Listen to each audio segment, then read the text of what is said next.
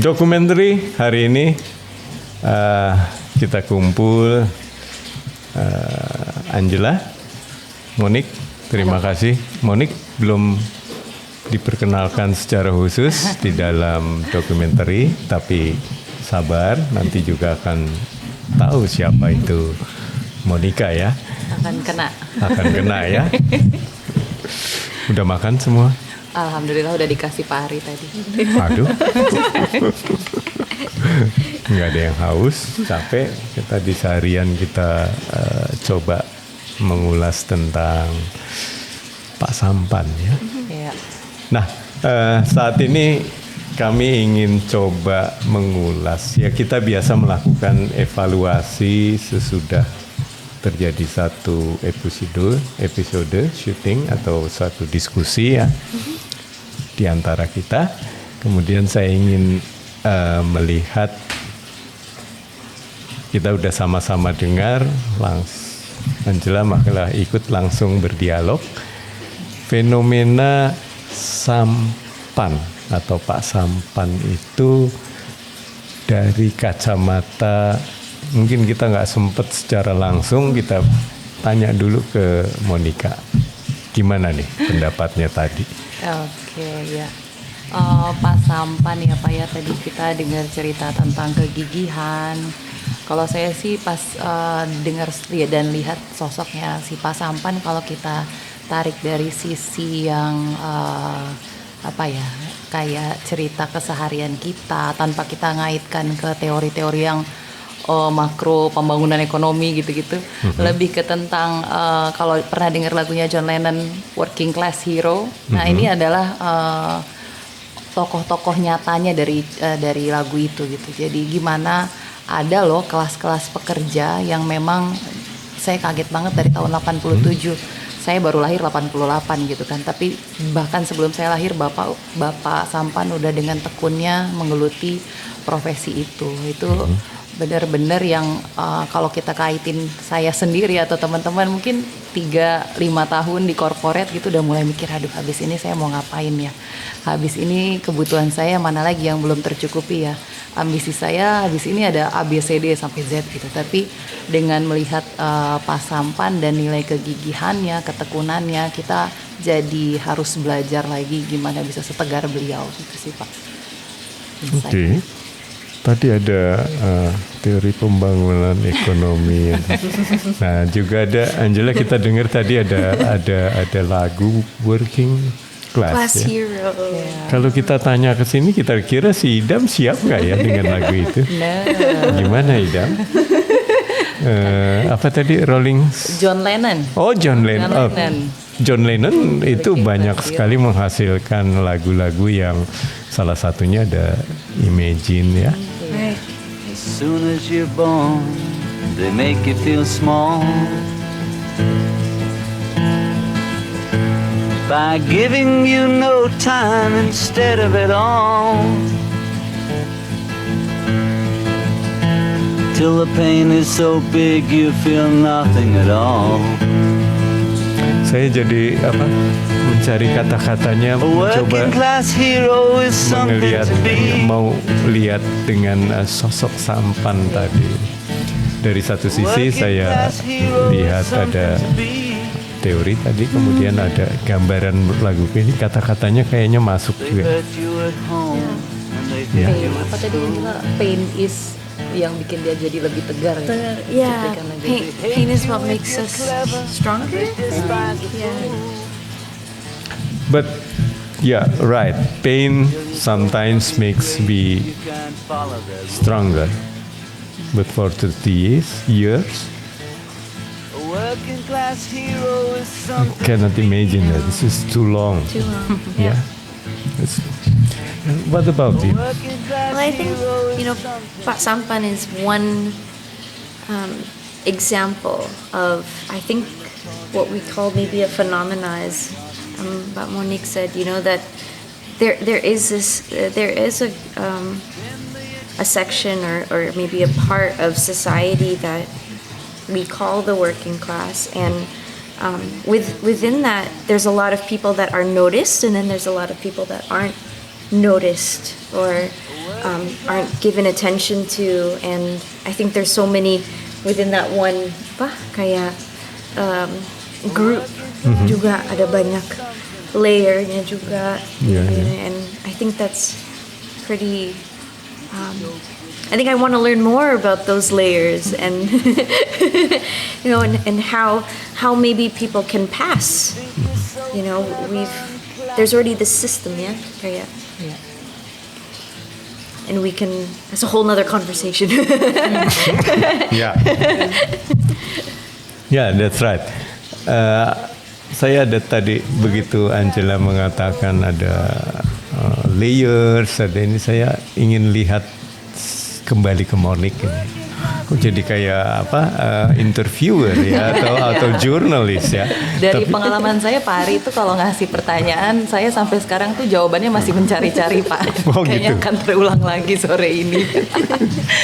Saya cuma bertanya yang sederhana lagi. Iya. Setiap hari kita jalan, ada yang ke perpustakaan, ada yang bekerja. Iya.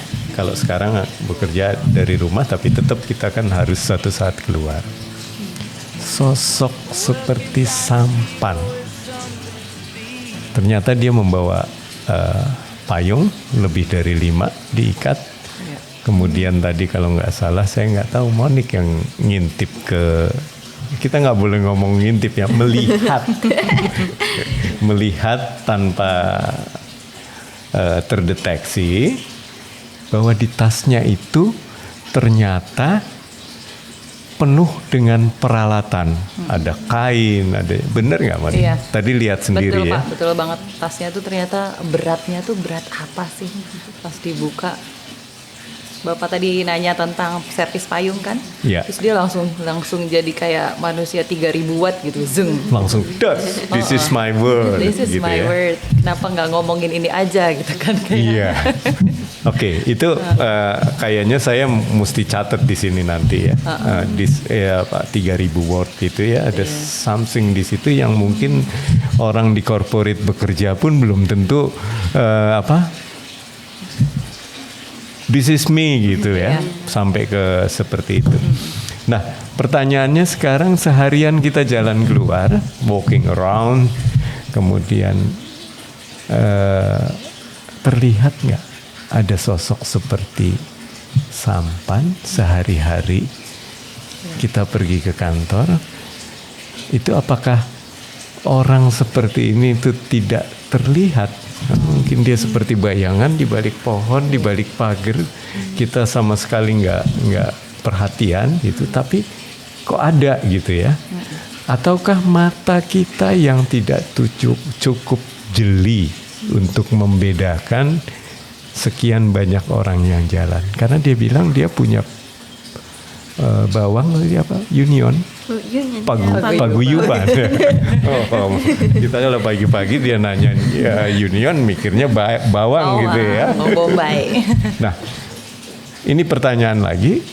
Itu mereka tidak terlihat atau kita yang tidak bisa melihat? Iya. What a tough question ya. Yeah. Itu seperti menampar kita juga pertanyaannya Pak Ari. Jadi kadang saya ngerasa semakin saya tua ya, saya ngerasa jadi banyak hal-hal yang sebenarnya seharusnya nggak terjadi, tapi karena kita terlalu kasih ruang toleransi yang begitu besar, sampai akhirnya hal-hal yang kayak Pak Sampan dengan, kalau kita ngomong kesejahteraan hidup ya, dengan bekerja selama itu, terus kesejahteraan hidupnya seperti apa?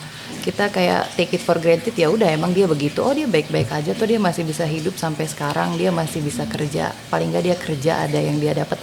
Kita kayak menganggap hal itu udah oke, itu society kita ya memang seperti itu, nggak ada yang lo harus tangisi, nggak ada yang lo harus lakukan gitu ya, memang itu bagian dari kehidupan dan ya biarkan dia begitu.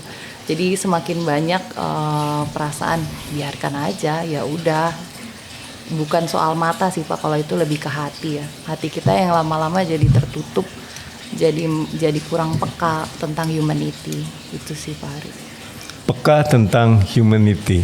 Saya tuh mengatakan mata itu maksudnya memperhalus sedikit, tapi Monik ini kadang-kadang juga langsung tegas bahwa kita harus sedikit mengoreksi perasaan kita gitu kira-kira ya, harus lebih peka.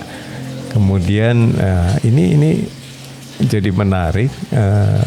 Anda tadi sebut-sebut society, pembangunan ekonomi, musik, kemudian humanisme. Ya. Anda belajar apa sih sebelumnya? Aduh Pak Ari, kalau belajar, saya kuliahnya dulu sosiologi. Oh, pantes. Sosiologi, pantes ya Pak ya, bisa ilmunya sosial dan politik, jadi society. Aduh. Ada politiknya. Ada politiknya. Jadi emang sudah kalau mau ngomongin teori-teorinya ya tadi Banyak. kata Angela ya, sehari nggak cukup Nggak gitu kan, cukup. sehari semalam nggak bakal cukup. Tapi ya saya belajar dari situ, terus bidang pekerjaan saya juga nggak jauh-jauh tentang corporate social responsibility. Jadi ya. Jadi Berpasang ngeliat ke Angela sedikit nih, nyari temen. Corporate social responsibility. Kalau dengar kata responsibility aja itu rasanya udah pundak ini Berat ya, Pak. berat gitu. Oke. Terus? ya backgroundnya dari sana Pak Ari. Tapi apa yang kita pelajari, apa yang kita kerjakan, dengan apa yang kita amalkan dalam hidup itu belum tentu linear. Kalau bagi saya dulu kuliah sosiologi itu banyak orang bilang kan mau jadi apa sih, belum primadona lah, mungkin sekarang juga belum, kayak masih ilmu yang the best second choice kalau anak-anak SPMB dulu bilang. Oh gitu. Jadi kalau kamu nggak keterima di yang jurusan mentereng-menterengnya, kamu baru pilih sosiologi. Tapi bagi saya kuliah, bekerja, kita hidup itu kan proses pembentukan framework berpikir, gimana kita lihat masalah, gimana kita harus bertindak. Ya termasuk saat kita melihat kasus dari Pak Sampan ini tadi sih. Oke. Ini menarik. Tadi bilang kok ada jurusan yang mentereng gitu ya, ada yang tidak. Apakah itu? Sosiologi mulai kinclong sekarang. Hubungan internasional bagiannya, tapi yang sebelah sana deket dengan politiknya. Iya. Hampir katakanlah sekarang 60%, 70% duta besar diplomat itu berasal dari situ. Betul. Saya yang belajar teknik mungkin akan mengatakan loh, dulu salah masuk jurusan. Dunia sering berputar ya. Jadi Ternyata. hati-hati dengan pernyataan itu. Oke. Record nggak? Lalu dokumenter, kita tetap di dokumenter kan, kelompoknya yang kecil. Ada yang mengatakan kepada saya bahwa susahnya di Indonesia itu adalah banyak orang yang cerdas, cerdik. Kalau cerdik itu sudah cerdas, dia punya akal lebih banyak untuk mencari-cari gitu ya. Bagaimana jalan menuju Roma itu katanya ada banyak gitu ya. Nah ini sisi cerdiknya. Kalau cerdasnya itu mempelajari sesuatu, buku, besok ujian lulus, paling itu 100. Nah, yang susah adalah ketika mendudukkan sekian, nggak usah banyak-banyak, 3 expert aja, kayak kita ya. Kita juga expert kan, maksudnya paling nggak sudah tidak gemetar duduk di sini, sudah expert dalam di dunia dokumenter. Katanya susah kalau sudah duduk itu masing-masing berargumentasi dari dasar bidangnya yang dia kuasai. Jadi nggak pernah ketemu, yuk kita bikin sesuatu, ini argumentasi gitu. Dari segi sudut pandang ini begini-begini. Tapi saya ngerasa sejak ya di dokumenter ini paling tidak hal seperti itu sudah gampang sekali. Itu cuman seperti ice breaking kalau orang ada pertemuan atau di kelas gitu. Kakuan lewat. Kemudian kita ini kan yang belajar di Indonesia, engineering yang lebih spesifik lagi seperti Idam yang tiba-tiba punya inisiatif bikin dokumenter Sosiologi, Pak. Sosiologi. Nah, ada satu itu yang kita selama ini bilang kan harus ada perspektif luar yang melihat cara berpikir kita, tingkah laku kita untuk bantu. Saya nggak bisa melihat belakang kepala saya sendiri kan. Nah, belakang kepala kita itu minta dilihat oleh Angela yang bukan dari lulusan sini, yang di beritanya itu adalah alien. Saya rasa mungkin kalau kelompok-kelompok kecil di luar juga pasti sudah banyak, ada LSM, ada ini, ada yang itu. Kita cuma ikut pengen berperan, belajar kalau bisa dari mereka. Nah, kembali ke Pak Sampan tadi, sudah diterangkan fenomenanya, sudah tadi ada layer ya dari Angela, kok ada union gitu. Terus kita sudah lihat nextnya apa? Be more specific after our conversation with Pak Sampan. Did he tell you kind of special individual, his wishes? Yeah. Hope or dreams that maybe at least we as individual, as a group or whatever can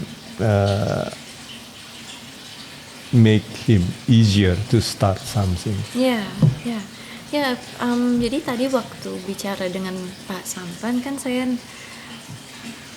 tanya waktu itu kan pas kita lagi diskusi, dia bilang mungkin harapan dia adalah untuk ada pekerjaan yang tetap gitu, jadi mungkin not as mobile gitu, harus Bisa settle. iya bisa settle gitu di satu tempat. Jadi nah saya kan mungkin pekerjaan yang kita bisa settle itu juga banyak, luas gitu. Jadi saya tanya mungkin ada yang spesifik gitu yang mungkin Pak Sampan ingin kerjakan, dan Pak Sampan cerita, dia bilang sebenarnya dia kepengen menjual.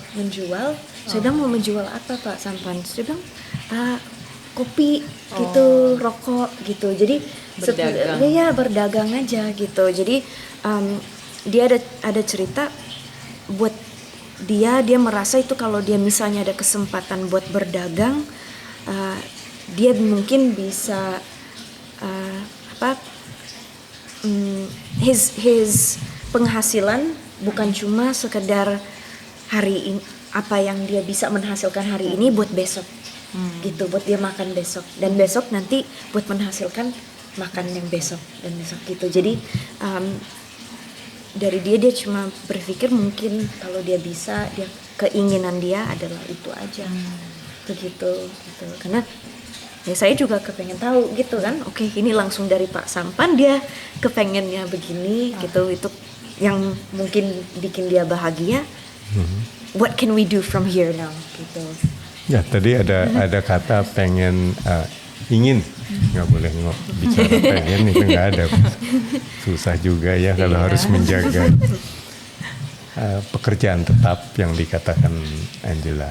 Bukan artinya bekerja khusus di company, tapi paling tidak menetap di satu tempat berjualan, kira-kira gitu. Tidak pada umur 60 tahun itu tidak harus berjalan, naik turun, masuk ke rumah untuk menjajakan payung yang secara common sense saja sudah bisa dilihat kemungkinan, probability orang membutuhkan perbaikan payung itu sedikit sekali. Satu, sudah ditangkap apa yang bisa dilakukan. Sebetulnya dua ya. Satu, keinginannya adalah, aduh saya sudah terlalu lelah untuk melakukan ini. Harapannya adalah bisa stay, tidak mobile, kata Angela tadi. Terus yang kedua ada satu yang sangat spesifik, skills. Tadi 3000 watt begitu ngelihat payung, di tasnya ada kain, ada ini. That is maintenance yang sangat-sangat profesional. Begitu payung mau ditutup macet, itu Bapak kelebihan batas. Dia sudah berpikir bahwa saya cuma butuh nempelkan ini sebagai stopper. Betul nggak stopper bahasa Inggris? Yeah, stop. Oke. Kita mungkin, ini menarik, mungkin ada 2 diskusi. Saya senang sekali ini rekan-rekan semua. Idam, saya senang sekali bahwa ini ternyata berkembang menjadi satu dialog dan analisis. Apa? Udah ketangkap pengen di satu tempat, kemudian bahwa dia sudah lelah, dia punya kalau dedikasi terhadap pekerjaannya, oke, luar biasa, dan sudah ada dari pancing atau percakapan langsung Angela tadi bahwa dia pun bisa atau mau keluar dari yang kita lihat seolah-olah nggak ada jalan lain nih selain ini yang bisa. Saya pengen bikin kopi angkringan maksudnya. Angkringan mengerti? Gerobak atau apa. Oke, ini satu perkembangan yang bagus, analisis yang bagus. Kita catat, kita lanjutkan lah. Kita bukan rasanya kok hati tadi bicara ya, bukan mata lagi. Nggak mungkin kita menggunakan entity sampan kondisi itu untuk mempopulerkan kita. Lebih baik kita paling tidak melakukan sesuatu untuk Pak Sampan ini yang punya harapan keluar dari tekanan pekerjaannya, mungkin jadi pembuat kopi yang luar biasa, hal-hal yang kecil. Saya yakin kalau dedikasinya begitu luar biasa di satu pekerjaan, switch ke tempat lain, itu rasanya bisa lah untuk mengejar membuat sesuatu. Kira-kira gitu percakapan kita hari ini. Ya. Monica, terima kasih sekali ya. Terima kasih Pak Ari. Inputan sosiologinya, Angela perspektif, dan saya ngelihatnya kamu tidak hanya sekedar kamu ikutin nih ujungnya kemana. Bukan ikutin ya bahasa Indonesianya, kamu kejar sampai kemana gitu. Kita cukupkan ya. Oke. Teman-teman, dokumentasi ini bukan batuk tapi kabelnya tertarik mungkin ya. Terima kasih. Perjumpaan tadi adalah analisa terhadap percakapan atau setelah bercakap-cakap dengan Pak Sampan. Kita tentunya tidak ingin melihat Pak Sampan adalah sebagai satu objek, tapi kita ingin itu bagian dari kita, dan kita akan membuat sedapat mungkin mendorong bertransformasi menjadi satu Sampan yang satu saat senyumnya tidak hanya ketika melihat payung tadi, tapi dimanapun dia bisa berbagi bahagia. Terima kasih perjumpaan hari ini. Sampai jumpa pada dialog berikutnya.